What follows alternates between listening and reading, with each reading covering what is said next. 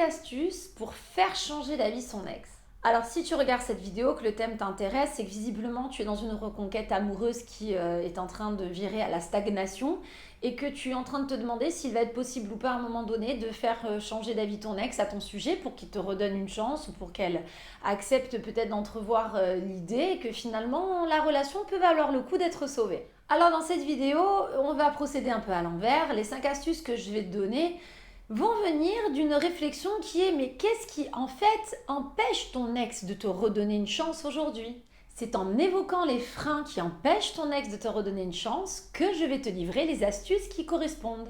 Avant de commencer, je t'invite à t'abonner à ma chaîne si ce n'est pas déjà fait pour avoir plein d'autres conseils au sujet de ta reconquête amoureuse. Sache aussi que je t'offre la possibilité en cliquant sur le lien qui se trouve en dessous de la description de ma vidéo de remplir une évaluation gratuite à laquelle je réponds toujours, qui sera donc ultra personnalisée puisqu'elle sera faite en fonction de ce que tu m'auras inscrit dedans et qui vise justement à t'aider en te donnant les premiers conseils, les premières directives que tu pourras appliquer dans ton cas, là maintenant tout de suite pour tenter justement de débloquer ta situation. Alors aujourd'hui, tu aimerais faire changer d'avis ton ex au sujet de vous deux.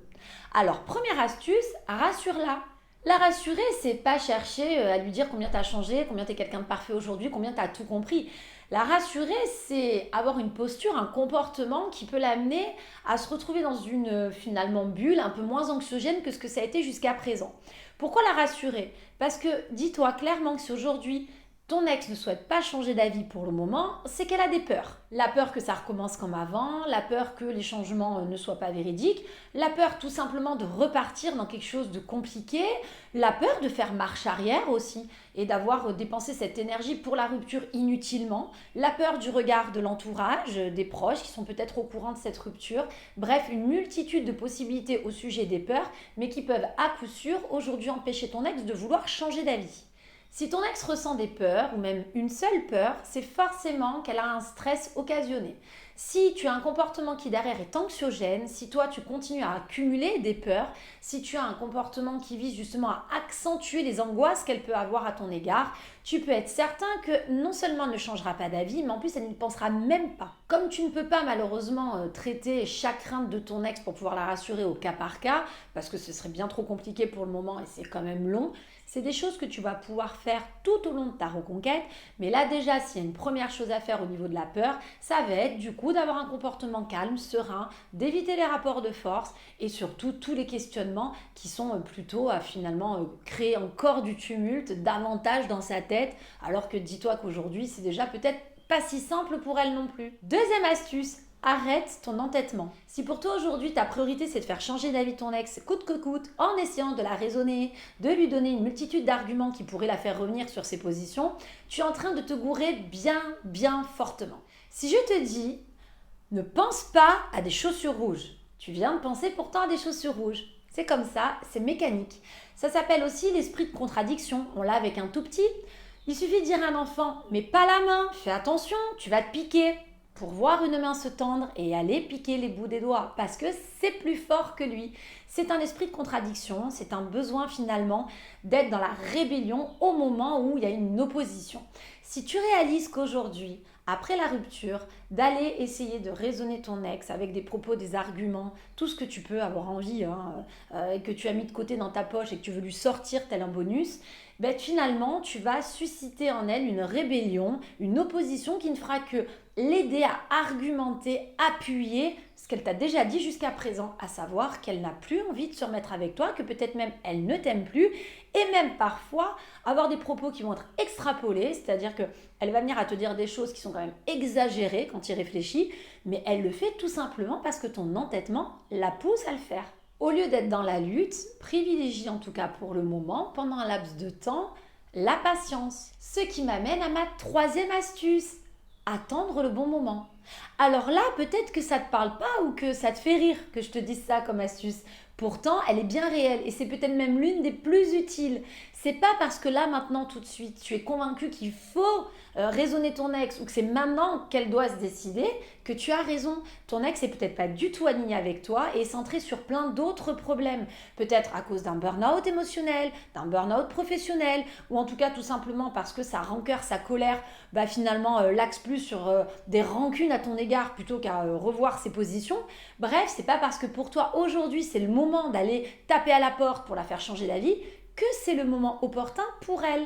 Donc un peu d'empathie, un peu de prise de recul et tu risques de te rendre compte que finalement de savoir aussi attendre le bon moment peut te permettre d'être bien plus convaincant par la suite pour réussir à la faire changer d'avis au sujet de vous deux.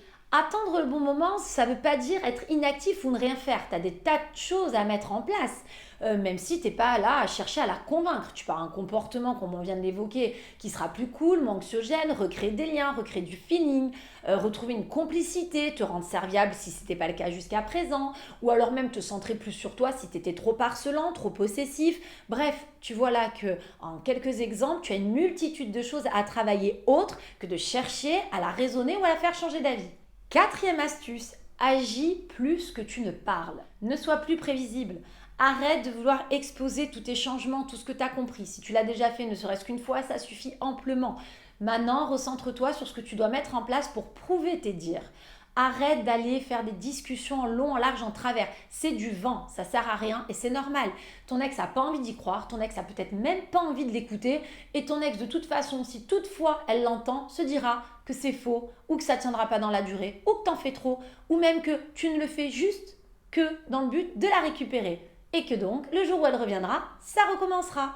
C'est pour ça que les longs discours, les dialogues servent absolument à rien dans des reconquêtes amoureuses. C'est les comportements, les actions qui priment sur tout le reste. Tu veux te montrer convaincant dans ce que tu mets en place, tu veux prouver à ton ex tes changements, alors montre-les, agis, mais n'en parle pas.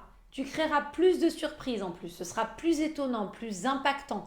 Quelqu'un qui demain te dit « je te livrerai demain à 14 h un bouquet de fleurs pour ton anniversaire », aura pas le même impact alors que c'est la même finalité, le même objectif, le même cadeau que celui qui ne t'a rien dit, ne te prévient pas et qui pourtant le lendemain à 14 h viendra à ton travail et t'offrira ce même bouquet de fleurs. Alors si ton ex aujourd'hui n'a pas envie d'entendre tout ce que tu as à lui dire par rapport à tes changements, ce que tu souhaites faire, et pas de panique parce que dans le fond, on n'en a pas vraiment besoin. Sois plutôt dans l'action au niveau de ton comportement.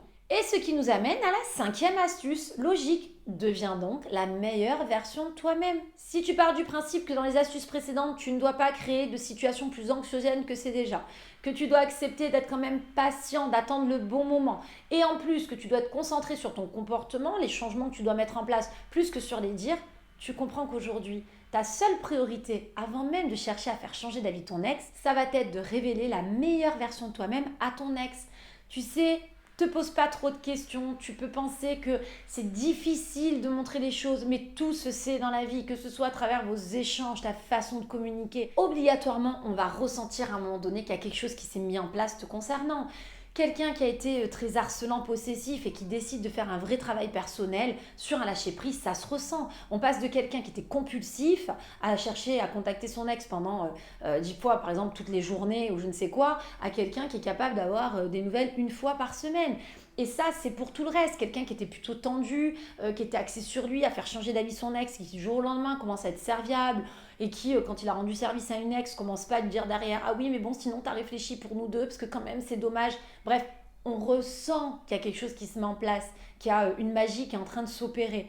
Donc c'est pour ça que, d'un certain point de vue, là où toi, aujourd'hui, ta priorité serait forcément de faire changer d'avis ton ex, ben moi j'ai envie de te dire, tu n'y arriveras pas. Parce que d'abord, c'est plutôt ton comportement, tout ce que tu vas mettre en place, qui amèneront un univers propice, on va dire, à ce que ton ex puisse enfin imaginer changer peut-être d'avis vous concernant. Et c'est quand tu commenceras à comprendre ça que tu auras des avancements bien plus sympas.